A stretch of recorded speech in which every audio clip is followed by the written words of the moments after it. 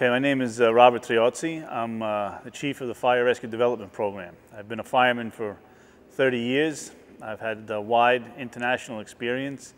I started in New York in Harrison Fire Department. Subsequently, I was the fire officer for the American Embassy to Italy and the Vatican.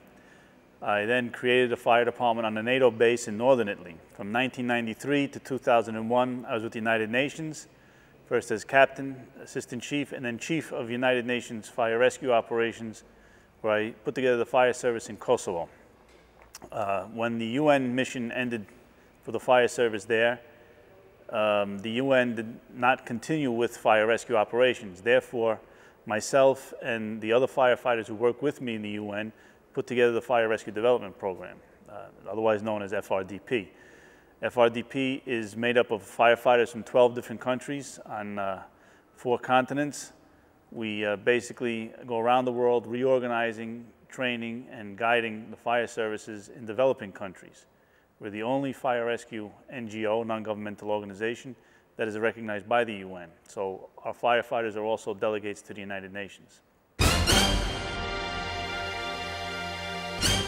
Well, Kermel I came in contact with because of my close ties with the Italian fire service, who decided to use the Kermel material for their protective gear and for their station wear. So that's where I first came in contact with it, and then with Alfredo Grassi, who produces the firefighters' equipment in Italy.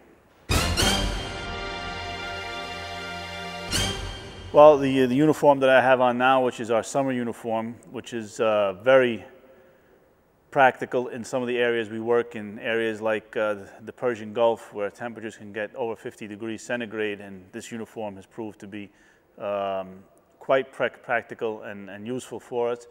We're now developing our turnout gear, which is the gear that we use to fight fires with, and this is being basically a study that we're doing with all of FRDP members from 12 different countries are coming up with the design for the gear. The design will be made by firemen who fight fires every day. Well, yeah, I've had Nomex for a lot of years. Actually, when I first started as a firefighter, my coat was made out of rubber.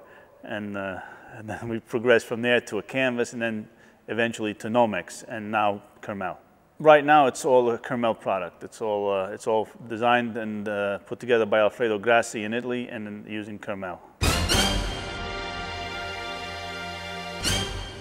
For a number of reasons. First and foremost was the fact that it lends to greater heat protection as opposed to Nomex, for example.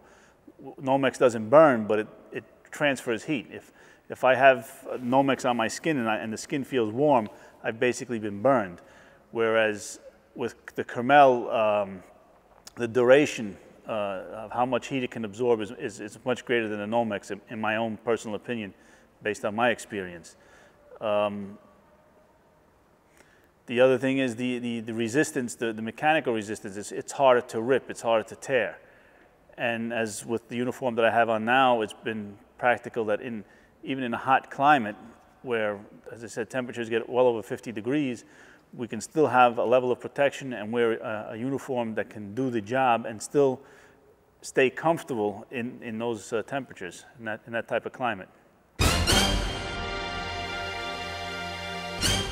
Comfortable in terms of you can wear this all day. As a matter of fact, I was recently in Bahrain, and the Minister of the Interior came over to me. He says, "You're not warm wearing this uniform. It was 40 degrees. I said, "No, not only am I not warm, I'm actually very comfortable."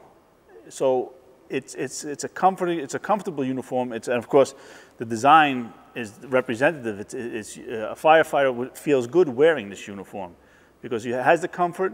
It has it can get the job done. I can confront the emergencies and the types of hazards I have to confront every day as a firefighter.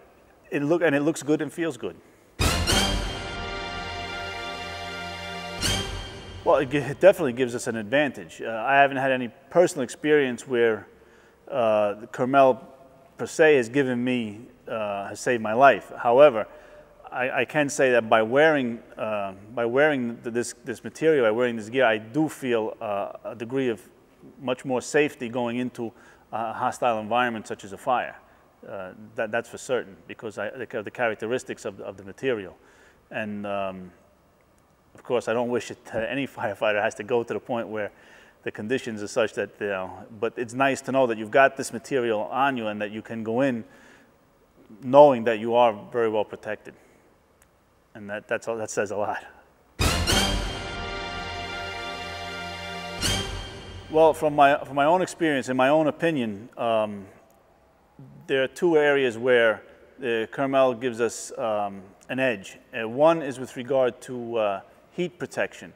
There are other products out there that I've used where they don't burn, the material doesn't burn, but they don't guarantee any protection from heat. For example, if I had the product on my skin and my skin feels warm, I've already been burned. I have a first-degree burn. So the Kermel will give me more time. It allows me to stay longer in an area where there are high temperatures. Also, the mechanical resistance of the material, it's harder to make a hole in it. It's harder to rip it. So these are two things that give us quite a bit of an edge. And given the fact that the job of the firefighter is to subject himself to high temperatures and to be in areas where things are broken and so forth, where you're susceptible to having material rip or so forth, it's good to have a material that can hold up to the job. If I were to give advice to a fireman, I would tell him two things basically. First, to learn something every day on this job. To learn something new every day, even if it's a minor thing, about your equipment, about the fire itself, about the area where you work. Notice building construction, notice things that are going to make your job easier or more difficult. So learn something every day. And the second thing I would say is to never underestimate the calls. When the bells go off and we have to run, there's no such thing as a routine fire. There's no such thing as a routine call. Every alarm, you have to give 100%. No one knows what's going to happen when we get there. It's a job that's not like working in a bank or an office. We don't know what today brings, and we've got to be ready for that. Be ready physically and mentally for that. When the bell goes off, that's not the time for me to worry, is this what I'm wearing, is this going to help me? Is this going to save me? Is this going to protect me? I have to be already sure of that before the bell goes off, that what I'm wearing, the equipment that I have with me is going to help me do the job and do it properly, professionally, and safely. So we can't worry about it at that time. So we have to have the tools to do the job. And the tools means the equipment that we have here and what we're wearing. They go hand in hand. The future can go one of two ways. If the manufacturers pay close attention to the work we do and understand the real needs for this gear, I think they'll be heading in the right direction. If, on the other hand, they decide to become too theoretical and get off on things that are complicated, I think it will be bad for the firefighter. You have to remember that this is a very low-tech job. What it takes a firefighter to get a hose, go into a building, put the water on the fire, and understand all of the problems connected and the dangers connected with that. So we don't want to get too space age.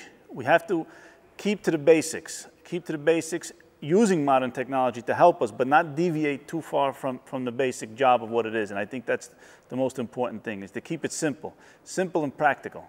If we get too complicated, then we're trying to make an easy job complicated. And regarding protective gear, the one who pays the price is the firefighter, the individual that has to go in with the hose and subject himself to the dangers. And I don't think that would be a good idea. So I think keep to the basics, understand what we call the nuts and bolts of the job, and use technology to help us. Well, the relationship that I've had through the years with the garment makers are from those who have a standard and they say, this is what you can buy. The experience we've had now with Alfredo Grassi is that he works with us. He works very close with us, taking our ideas for the practical aspect of what the job of the uniform and the gear is supposed to do. adding to that his solutions. For example, one thing which was very positive was the undershirt. Normally, it's just cotton, but he came up with a solution where we're using Kermel t-shirts as well, so therefore we have a greater level of protection. So by doing this and by being able to create our station wear and our protective firefighting gear and have it all work together using, again, the Kermel solution has been phenomenal, because we don't have just our outer coat, which most fire departments in the world, it's just their turnout coat that gives them protection. What they're wearing underneath, a lot of times, I've been to some countries where it's actually cotton and polyester, which will melt. So here we have a solution which is, again, practical, gets the job done, and aesthetically is pleasing and comfortable. Matter of fact, the t-shirts, everybody thinks they're cotton. I said, it's not cotton. I said, it's Kermel, and it's fire resistant, and it's amazing. And for us, it says we look good, we feel good, and we can get the job done properly. Kermel, performance is your profession.